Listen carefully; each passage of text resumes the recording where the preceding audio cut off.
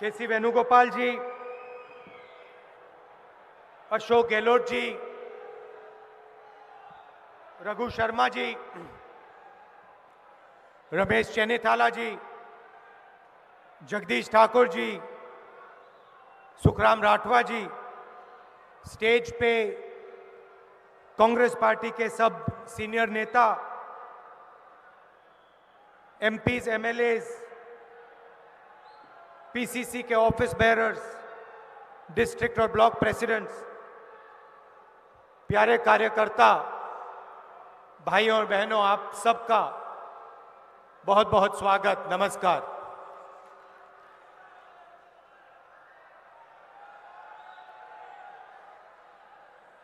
Press के हमारे मित्रों, आपका भी यहां स्वागत।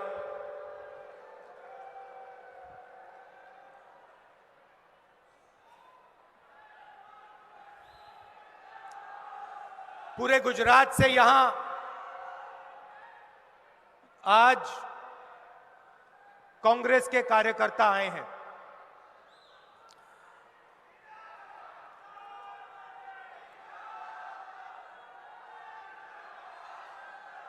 मतलब पूरे गुजरात से, गुजरात के हर कोने से, हर गांव से, हर बूथ से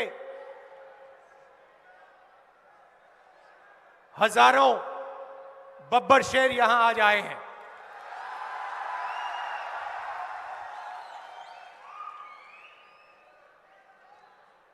और ये जो बब्बर शेर हैं,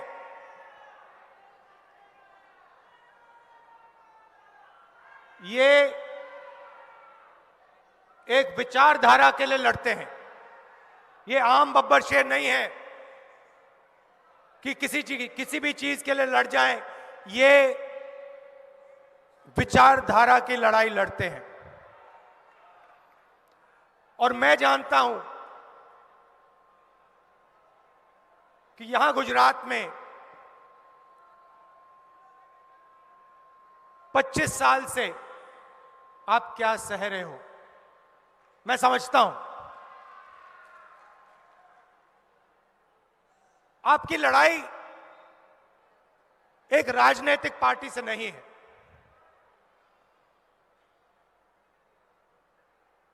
यह लड़ाई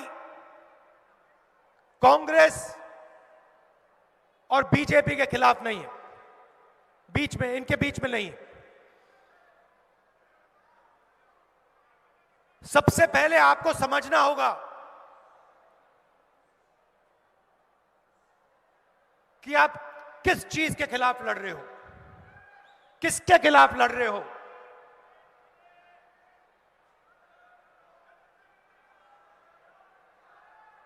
देखिए,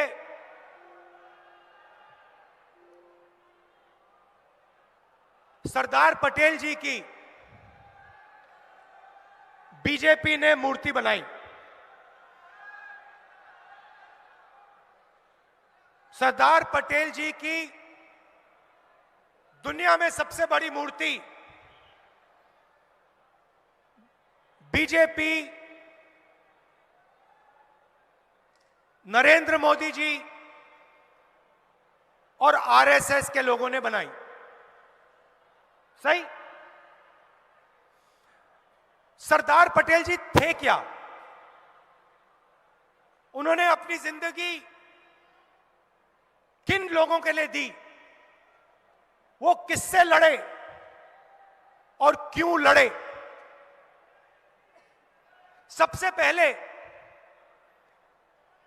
सरदार पटेल जी सिर्फ एक व्यक्ति नहीं थे। आपने उनकी शरीर की मूर्ति बनाई, मगर वो सिर्फ एक व्यक्ति नहीं थे। वो गुजरात और हिंदुस्तान की किसानों की आवाज थे। मतलब जो भी उनके मुंह से निकलता था, जो भी उनके मुंह से निकलता था,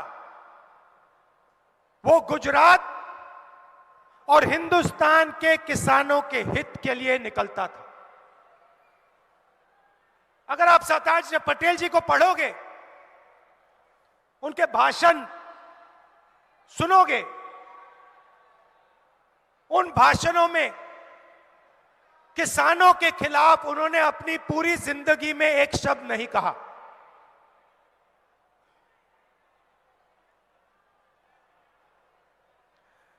सरदार पटेल जी ने गुजरात के जो इंस्टीट्यूशंस थे, लोकतांत्रिक इंस्टीट्यूशंस, संस्थाएं, उनको खड़ा किया। सरदार पटेल जी के बिना अमूल पैदा नहीं हो सकता। तो बीजेपी एक तरफ सरदार पटेल जी की मूर्ति तैयार करती है, दुनिया में सबसे बड़ी मूर्ति खड़ी कर देती है, और दूसरी तरफ जिस चीज के लिए सरदार पटेल जी जिए और मरे,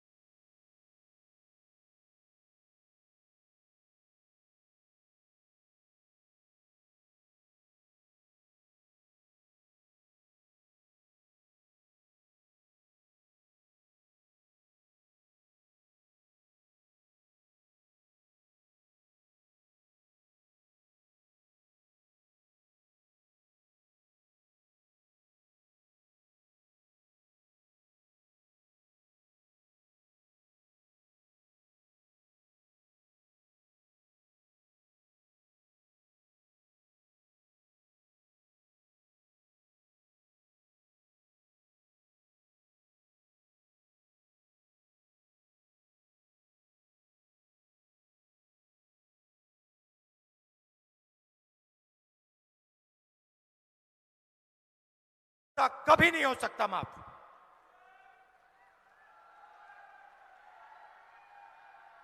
अगर आज सरदार पटेल जी होते, मैं आपसे पूछता हूं, गुजरात की जनता से पूछता हूं, अगर आज सरदार पटेल जी होते, क्या वो उद्योगपतियों का कर्जा माफ करते या किसानों का कर्जा माफ करते? अगर आज सरदार पटेल जी होते तो किसानों के खिलाफ वो ये 3 कानून कभी लाते? सवाल ही नहीं उठता। मर जाते मगर ये कानून नहीं पास होने देते। ये सच्चाई है। एक तरफ मूर्ति बनाते हैं और दूसरी तरफ उन्हीं की सोच पर आक्रमण करते हैं, उन्हीं का अपमान करते हैं।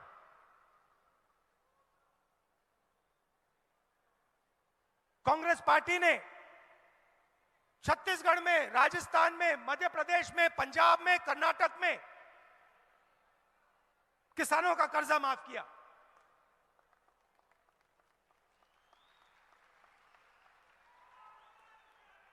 जहां भी हम सरकार में आए, हमने कहा पहला काम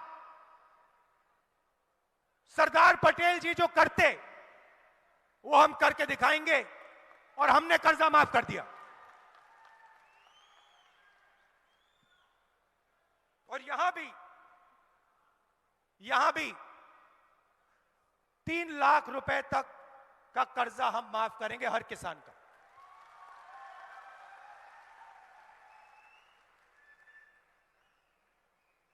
आप देखिए, मैंने आपसे पहले कहा आप लड़ किसके खिलाफ रहे हो।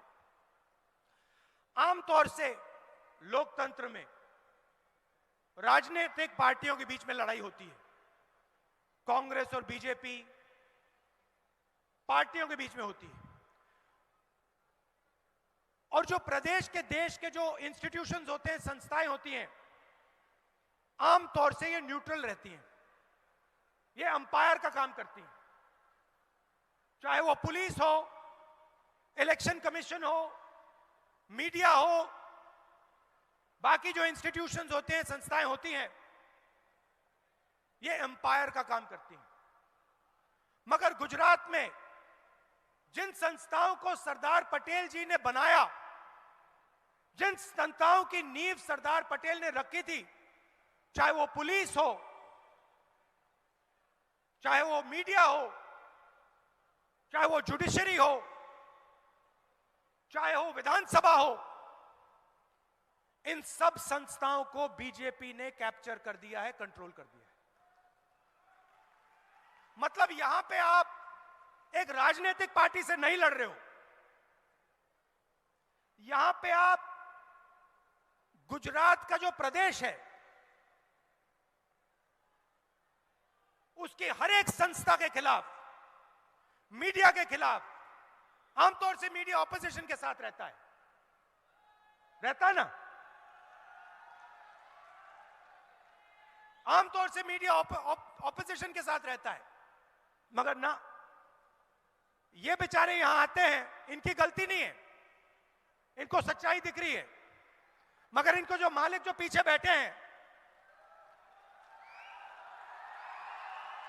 जो इनके मालिक पीछे बैठे हैं, वो कहते हैं भैया देखो मुद्रा पोर्ट में ड्रग्स मिले, इसके बारे में ज्यादा कुछ बोलना मत।